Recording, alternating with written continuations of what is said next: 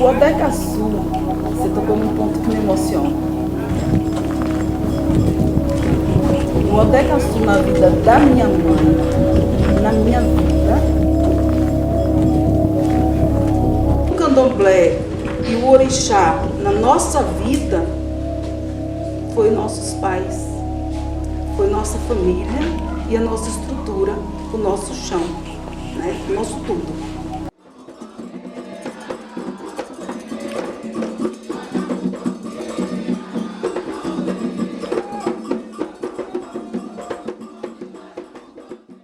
Assim, candomblessista pra mim eu posso dizer que é tudo, né? Assim, eu não me imagino sem o candomblé, porque o candomblé trouxe comida pra nossa mesa muitas vezes, roupa quente, então o candomblé, assim, posso dizer assim, que é meu abrigo. Minha paz, minha saúde, né? Minha família, o candomblé pra mim é tudo.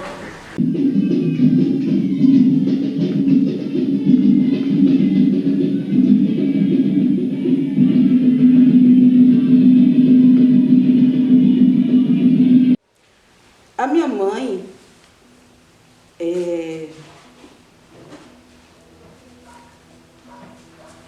uma pessoa que não teve mãe, onde a mãe dela morre no parto.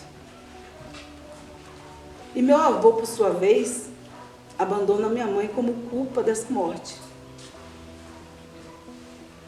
E o orixá acolhe ela.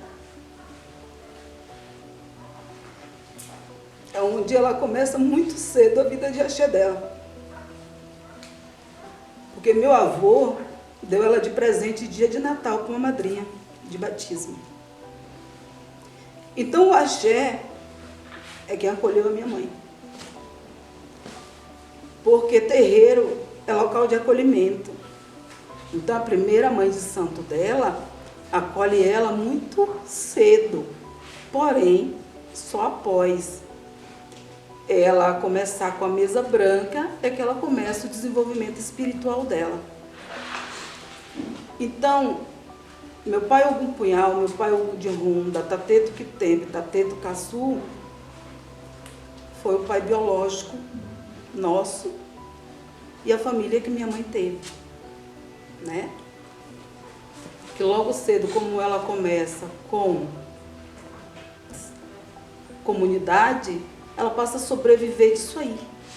Porque a minha mãe não conseguiu estudar. Porque naquele tempo, quando ela ia para a escola, ela era obrigada, na hora do intervalo, às 10 horas, que hoje chama recreio, hoje chama intervalo, antes era recreio. Então ela tinha que nesse horário ir para casa para fazer comida para os filhos da madrinha dela. E quando ela retornava atrasada para a escola, era o que ela narrava para a gente, essa professora batia nela, que era a época que tinha palmatória. Então, por mais que ela queria estudar, ela se desgostou, porque assim, era algo que ela queria, mas a família não permitia, a professora tinha atitudes de espancamento. Então, ela abandonou os estudos e foi viver do axé. Então, o axé é quem sustentou ela. Olha, tudo que você imaginar do candomblé, ela fazia. E o afroxé foi ela que inventou. E era uma coisa mais linda, porque ia muita gente, eu já cansei de ir, entendeu? Depois voltou, as pessoas daqui foram se aglomerando. Não tinha uma festa que ela não fizesse. Não só Odecaçu, mas todos. Era Dia das Mães, ela fazia. Era São João, ela fazia. Era São Lázaro, ela fazia. Então, a parte cultural da minha mãe começa em Nazaré, porque minha mãe primeiro teve terreiro em Nazaré das Farinhas, que é onde eu nasci, e teve uma filial no 53.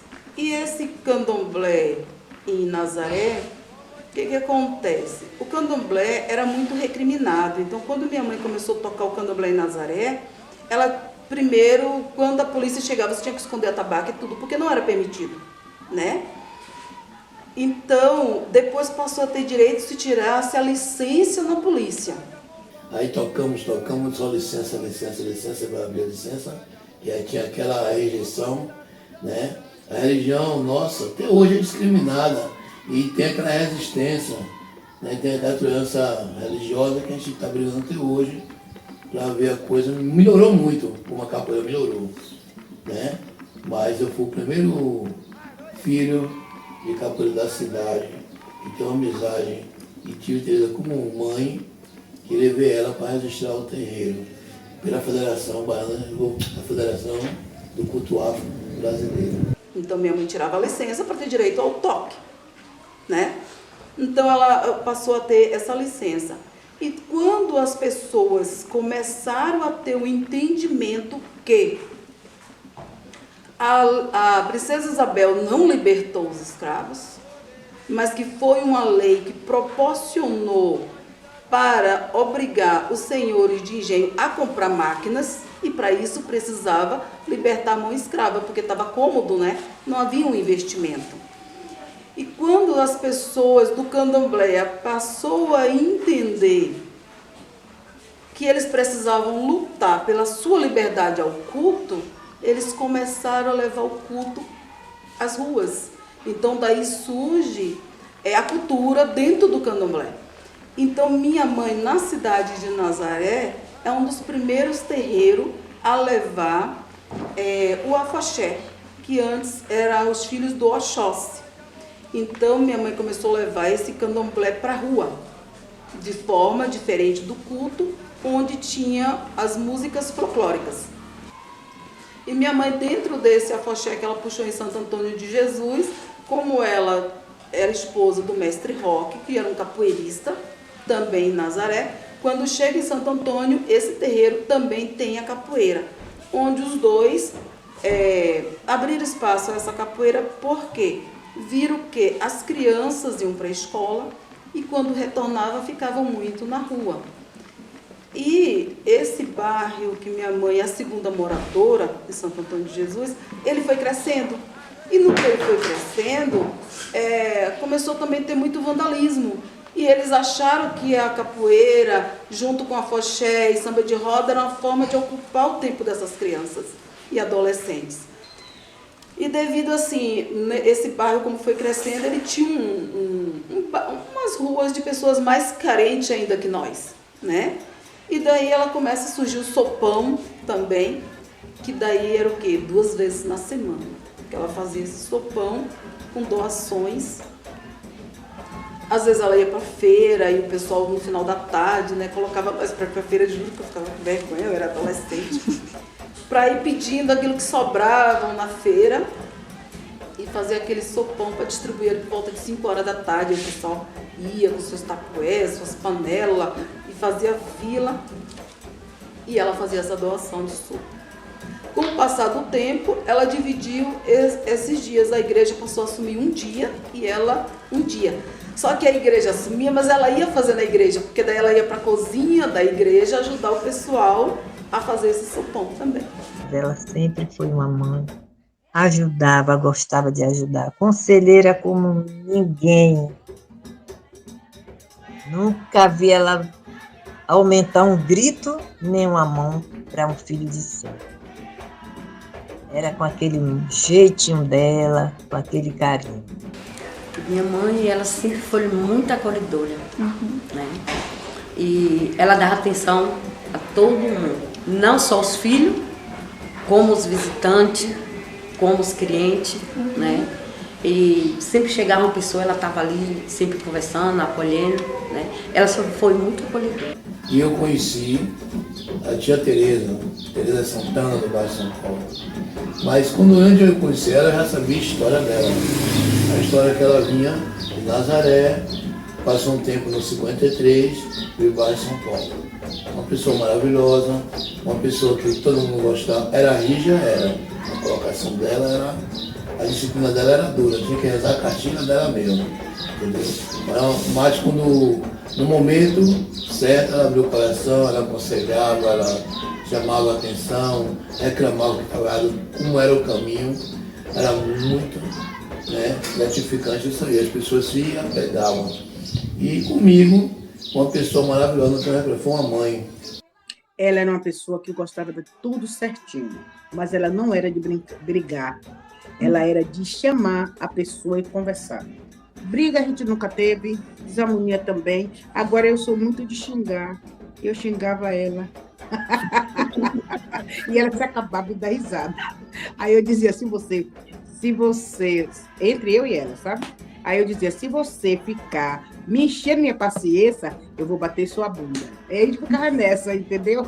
Eu, como falei, eu sou filha de Itabunas, né? E a minha mãe foi dar uma obrigação, né? E ela já estava quase nas horas de parir, porque ela chegou, não levou acho que 9 dias, não chegou 9 dias. Que ela foi para Itabunas, saiu de Santo Antônio, foi para Itabunas, e chegou lá, ela fazendo a obrigação, ela sentiu a dor, e eu nasci em Itabunas. Mas ela não deixou a obrigação. Ela foi, me teve e voltou para a obrigação, e o povo disse, mãe, a senhora... Ela disse, não, vou cumprir. E ela cumpriu a obrigação dela, entendeu? E depois que ela voltou para Santo Antônio. Mas ela não foi para lá para nascer, ela foi para fazer uma obrigação lá. E nisso eu nasci em Itabunas. E em setembro ela falou assim para mim, ela me ligou e falou, filha, você vem aqui para a festa de tempo em agosto? Eu disse, mãe, aqui deu um temporal. E a senhora sabe, minha casa descobriu, a cidade deu calamidade, a senhora mandou um pedreiro para aqui. E o pedreiro não finalizou a obra, eu estou com 2 filhos pequenos para deixar aqui. Mas a senhora queria que eu fosse? Ela falou assim, ela respirou e falou, né filha, mas se não dá, a mãe entende. E eu entendi que seria o último candomblé dela depois, né? Que era o último candomblé que eu faria parte. Porque dela tocou o candomblé de tempo, onde meu pai Tempo veio e o pessoal fala que ele se despediu de todos. Onde ele falou com todos que estavam ali, desde visita e filho de santo. E antes dele ir embora, disse que ele olhou toda a casa e falou assim, até um dia. Então, o candomblé de tempo era dia 10 de agosto, independente do dia que caísse. Então ele fez essa despedida dia 10 de agosto e minha mãe faleceu no mesmo mês. Ela fez aniversário dia 26, onde o pessoal fez uma janta, disse que ela já não comeu, e ela comentou com os filhos, eu não estou muito bem. Então dia 27, minha irmã foi para a praia, quando chegou lá já recebeu a ligação que minha mãe passou mal, voltou, e daí ela já foi internada e já faleceu no dia seguinte. Então minha mãe não ficou debilitada. E eu digo assim, que ela fez boas coisas na terra, de forma que ela não passou por uma trajetória de sofrimento, de acamada. Então, assim, para a gente foi um impacto, mas para ela foi uma passagem bonita, né? De um dia estar ali lavando louça, ainda cuidando das coisas dela, no outro passou mal e no outro estava falecida.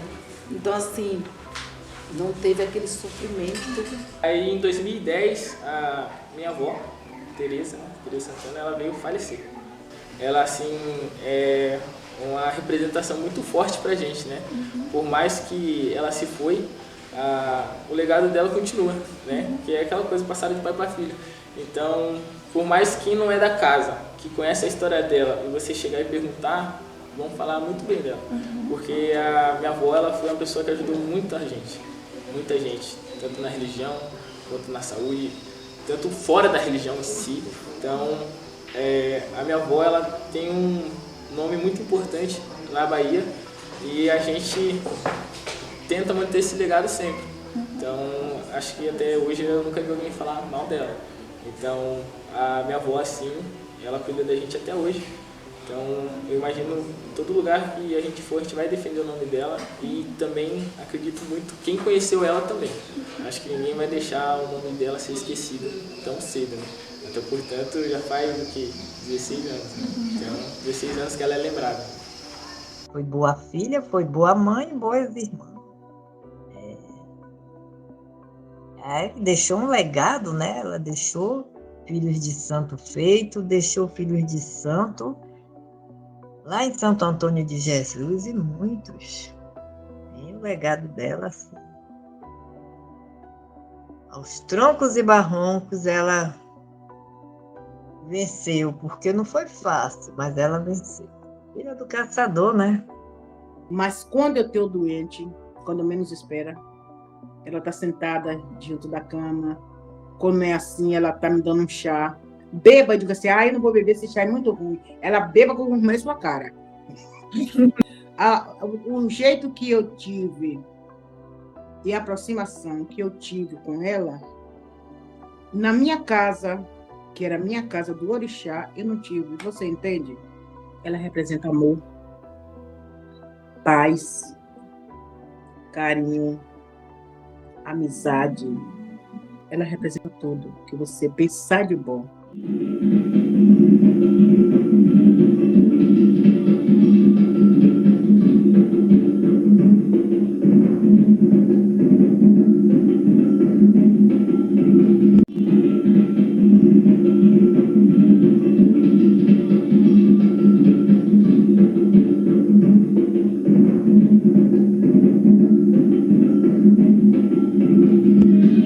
Então, ela falecendo em 2010, minha mãe teve que ir para Bahia, viajar e, enfim, para fazer os procedimentos, né, que a casa, quando o sacerdote, o rei, né, da casa acaba falecendo, a casa entra em luto. E nesse período que a casa entra em luto, ela não pode ter toques, não pode ter nada, só o ritual ali interno que precisa ser feito. Então, minha mãe foi para Bahia e deixou a gente com nossos primos, né, que moravam por aqui. Com a morte da minha mãe, eu fiquei muito doente. Eu desenvolvi alergia a glúten, corantes, lactose. E não só no alimento, mas também na pele, né? Eu fiquei de uma forma que eu não usava shampoo, já não podia usar nada.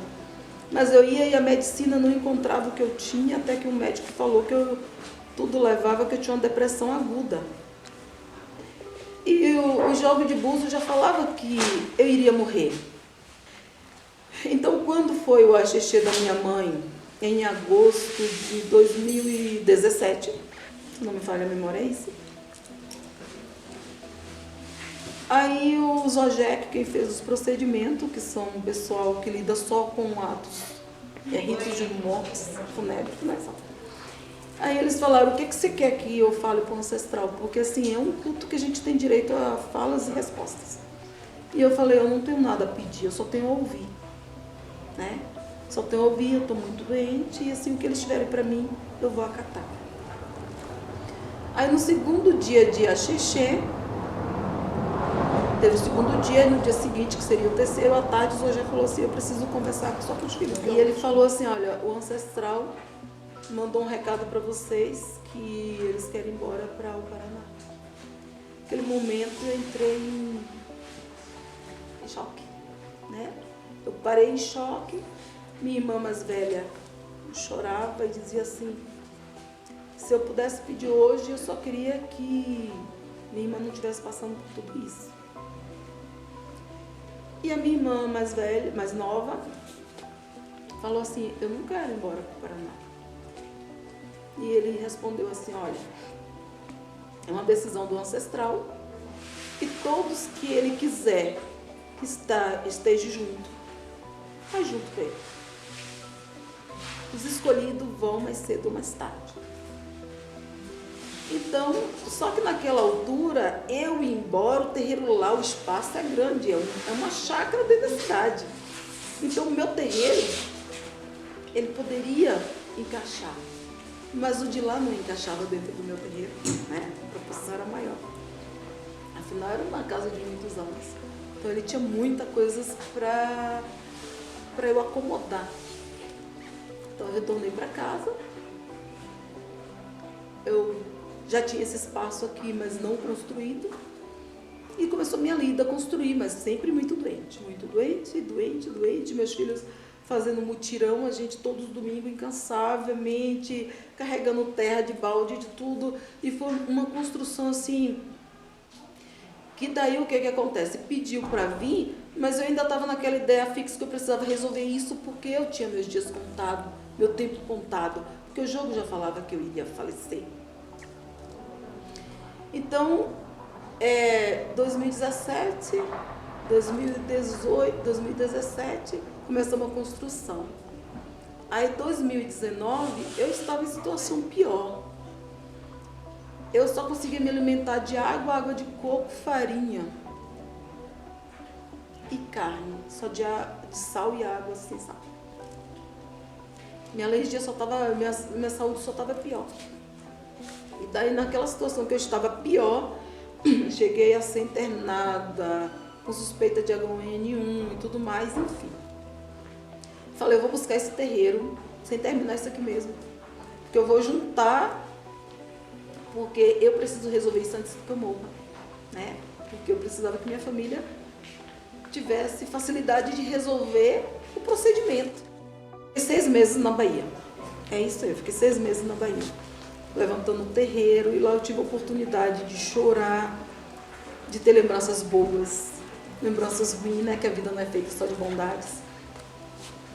E ao finalizar embalar tudo, levantei todo o axé, todo o procedimento religioso que precisava ser feito, foi feito. E daí eu fiz um café da manhã para o pessoal que foram levantar o ancestral. E daí eles falaram assim, tome café com a gente. Eu disse, não posso comer nada disso. Ele disse, coma. Eu disse, não posso comer. Ele disse, coma. Minha irmã, não faça isso, porque aqui mesmo você tendo um plano de saúde, não acha consulta assim. Mesmo um plano de saúde é 90 dias para achar uma consulta. E daí ele disse, coma. E eu me arrisquei a comer. E quando eu comi, eu não tive mais alergias. Eu não tive mais reação. E daí assim me transbordou uma alegria, porque assim, eu comia, não dava 30 minutos. Eu já estava com recogitação e passando mal. E eu comia e não tive nada. Então eu estava curada. Só em obedecer. Então assim, pós-pandemia, quando eu retornei à Bahia, escutar de pessoas assim, e por isso que quando eu estou falando, eu nunca me refiro assim, o preconceito direcionado ao povo evangélico. Por quê? Eu vejo o preconceito independente da etnia. Porque quando é uma coisa que eu vivo. Quando eu retornei à Bahia, até pessoas evangélicas, de agora se o terreiro saiu daqui, levou embora um pedaço nosso. Então assim, ouvidos evangélicos, que aquele espaço estava causando um vazio para eles, é emocionante, gratificante, como minha mãe foi uma pessoa de matriz africana, amada por todos, independente, né? Então, assim, o pessoal falava assim, muitas mães, sabia que depois que o terreiro foi daqui, nós perdemos nossa proteção, nossos filhos. E, por sinal, tinha um rapaz que era usuário e ele faleceu. Mesmo o terreiro não estando mais lá, ele ia e se jogava na frente do terreiro e batia a cabeça e pedia, Ogum, me ajude. Né? Oxóssi, me ajude. Eu sei que vocês foram embora, mas eu sei que essa energia é viva. Então aquele clamor dele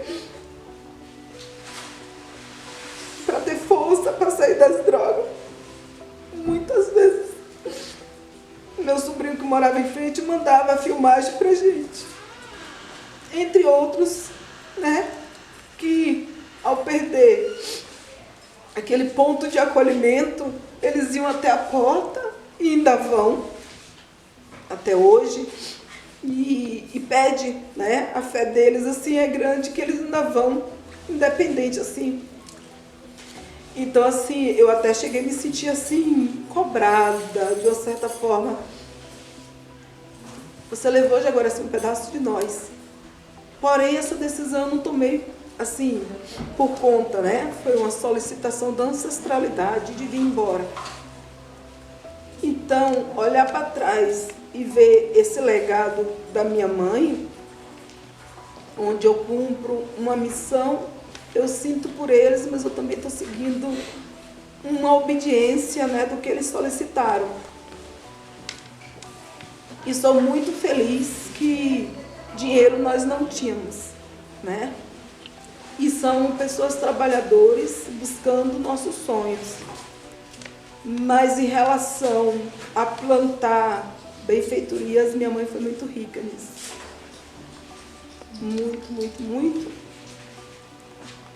E em diversas famílias. Em muitas, assim. E independente de religião, como eu falei, independente se a pessoa era crente ou católico, enfim, ela foi acolhida por todos e acolheu a todos. O negócio é muito pegado a ela, entendeu? E que hoje preza que ela levou o orixá para lá, né? Para Curitiba, né? E preza lá, a festinha deles tem o tempo deles também, né? Então, com a promessa que ela fez à mãe dela, ela cumpriu. E muita gente de Santo André não aceitou, muita gente falou, mas ela fez a parte dela como filha. Ela sabia o valor que a mãe dela tinha para ela e para todos os filhos. Ó, todo mundo junto e misturado, mas num só propósito, unir a matriz africana na união, que é a avó de Exu, que é a mãe de Exu, os herdeiros, e vai levando.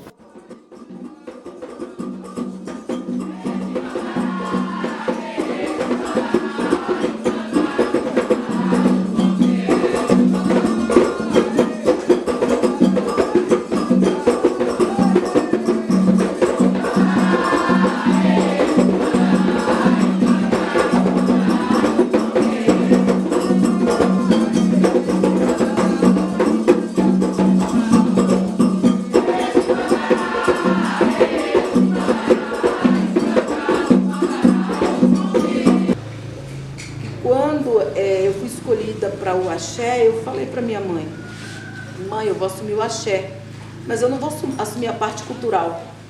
Eu não quero essa parte de cultura. E ela me perguntou, mas por que, minha filha? Eu disse, não, porque quando eu assumi a parte cultural, o candomblé, eu não quero a parte cultural, toma muito tempo, e eu não quero. E quando ela se foi, eu não tive esse direito de escolha, porque eu me vi inserida, né? A ter que ir nos eventos, sair daqui para ir para a Bahia, participar como representante legal dela. E isso eu comecei a ver a importância disso aí. E consecutivamente eu comecei a ter muitos convites aqui, né? Antes mesmo do terreiro vir. Então eu já comecei a fazer parte do COMPI, do Conselho Municipal, enfim, e tem outros que eu não vou lembrar agora. Em Curitiba tem um outro grupo também que sempre me chamou para cantar, para falar, enfim. E daí eu acabei me inserindo, né? E nós tínhamos a procissão de São Roque, lá na Bahia, que é a procissão, né? Saiu, andou. E quando veio para aqui, como eu disse para ela, mãe, eu não vou fazer, né? Vou fazer só o interno. E quando eu comecei a ser cobrada por essa procissão, e como aqui o terreiro no interior, então a gente já tinha que sair da procissão para uma carreata, né? Não daria para andar essa distância inteira. Então daí surge a carreata. Então, basicamente, o cargo Kutala, ele é dado ao líder da casa, ao rei. Né? Então, como a nossa casa, as nossas raízes é vinda de herança, né? Como assim de herança? Que veio para minha avó, que passou para minha mãe, que até que digo ao contrário, será dado a mim.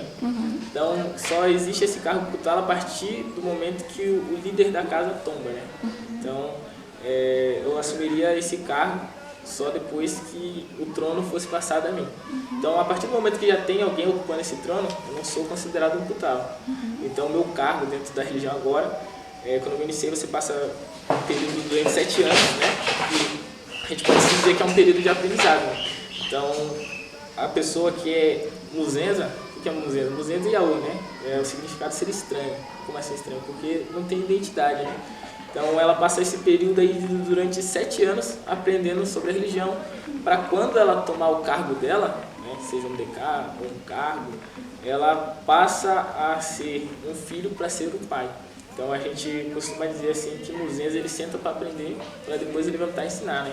É diferente dos tatas e das macotas, né? Que já nascem mãe e pai, mas com a mesma quantidade de idade. Né? Então o cargo Kutala ele só é passado para o próximo a partir do momento que a casa tombou o seu rei. Né? Então meu cargo dado na minha obrigação de 7 anos foi Tata Indengue. O que seria Tata Indengue? Né? Basicamente, na ausência do pai de santo, ou do sacerdote, né? é o braço direito do pai de santo. Então, na ausência do pai de santo, quem comandaria a casa ou qualquer outra coisa que venha acontecer seria os braços direitos, seria o Tata Indengue e a Mamãe Indengue. E também inclui isso, se não tiver o Tata Indengue, daí vai descendo na hierarquia, né? Não tem o Tata Indengue, não tem o Mamãe Indengue, é o Ogã, o primeiro Ogã da casa, e a primeira cota da casa, né? A primeira Ked da casa. Então, o meu cargo hoje dado é Tata Indengue, seria o braço direito do pai de santo da mãe. Assim, quando criança, eu já queria ser pai de santo. Eu já tinha esse sonho, essa vontade, esse desejo, assim, por conta da minha avó, da minha mãe. Então, assim, são duas pessoas, assim, que eu me inspiro muito. E quando criança eu já falava que eu iria assumir a casa, né? Eu já falava isso já. Então, eu posso dizer que, tipo, foi uma coisa muito desejada por mim, né? Então, desde pequeno eu falava. Hoje em dia, a minha mentalidade é totalmente diferente, né? Porque nem tudo é flores, né? Então, minha mentalidade é totalmente diferente. Mas eu acredito muito no destino. Então, se por algum motivo eles acham que eu tenho vocação para isso, eu acho que vai dar tudo certo, né? Então, eles não dariam uma função para alguém que eles não acham que seja capaz. Então, para mim, essa responsabilidade eu não carrego como um fardo. Eu me carrego como uma pessoa orgulhosa, né? Que a gente tem uma história muito bonita por trás dessa caminhada, dessa ancestralidade, né? Então, eu espero, como eu posso dizer assim, cumprir com as metas, com o cargo que é me dado, né? Espero ser um grande sacerdote, né? Um pai que saiba aconselhar, que saiba puxar a orelha do filho na hora que precisa, que saiba dar um norte a quem procura, né?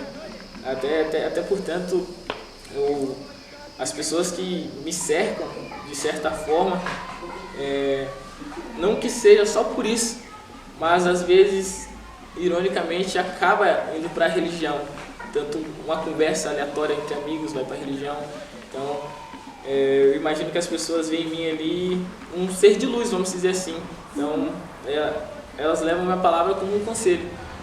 Eu acho que eu não sou uma pessoa que fala bem, mas a quem me procura conselho eu sempre dou. Conselho eu dou bastante, assim, e muitas pessoas falam que eu tenho vocação para isso, né? Então, se elas falam, eu vou dizer o contrário, eu acho que não. Mas, claro, tenho muito que aprender, muito mesmo.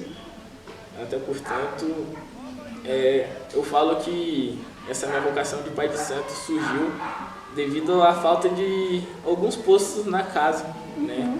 Então, tipo, quando minha mãe veio da Bahia pra cá, ela abriu a casa dela, não tinha muita gente, então eu acompanhei minha mãe vendo onde tinha buraco, vamos dizer assim, e fui, de certa forma, tentando tampar esses buracos. Então, tipo assim, como eu sou muzenza, eu não podia muita coisa, né? Como assim não podia muita coisa? Na teoria eu não podia tocar tabaco, na teoria eu não podia cantar, na teoria, né? Não sei se é realmente isso. Porque, como eu falei, tem cargos dados a certas pessoas. Só que eu vi esse buraco na minha casa e eu falei, eu como filho da mãe de santo, como sucessor, eu não vou deixar isso acontecer, né? Então foi aí que eu comecei a me interessar muito mais pela região. Aprender a tocar atabaque, aprender a cantar, a saber o que está cantando, aprender a rezar, aprender a rodar um ebó, aprender a fazer um bori. Então, aprender a iniciar. Por mais que eu não sabia, por mais que eu não fizesse, mas se me perguntasse eu saberia orientar, né? Então, das outras vezes que eu fui na Bahia, eu até falo que a nossa religião é uma religião que não tem livro, né? Ninguém te dá uma cartilha para você ler. É literalmente a prática que leva à perfeição. Então, no candomblé você só aprende você executando, você fazendo. Então, eu chegava para fulano, pô, como é que é aquele toque lá que você estava tocando? Ele não explicava, ele só chegava e batia. Eu ficava aquilo na mente, assim, assado. E daí depois que acabava todo o rito, toda o que estava acontecendo, eu ia lá tocar, eu ficava na coxa, eu ficava no balde. Então, a partir desse meu interesse em, como eu falei, em tampar esses buracos da religião, eu acabei querendo mais, né? Então, hoje, assim, eu falo que eu não sou perfeito, mas eu sei fazer um candomblé, sei tocar um candomblé. Agora eu posso, né, iniciar uma muzenza, posso fazer um bori, posso fazer um ebó. Então, também falo que meio que eu me aproveitei um pouco de ser o filho da mãe de santo para certas coisas. Então eu falo assim que eu errei um pouco, né, em querer me bitelar antes do momento, né? Que seria botar um mequeté desse antes da hora, usar uma guia dessa aqui antes da hora. Então, porque eu percebi assim, nossa, mas eu tô fazendo coisas que não é pra mim fazer, então por que não usar? Me arrependo, mas assim, é escolha, é o ser humano erra.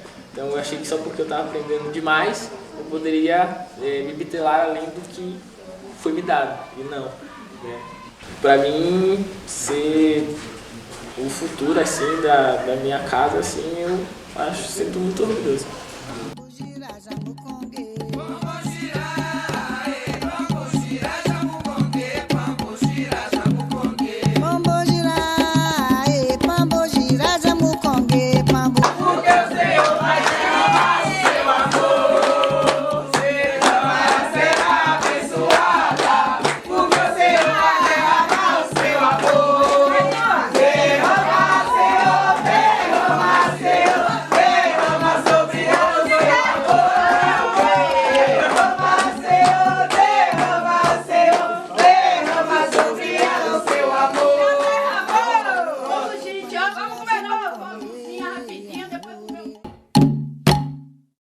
Pambojiraja mukonge ya orere, pambojiraja mukonge ya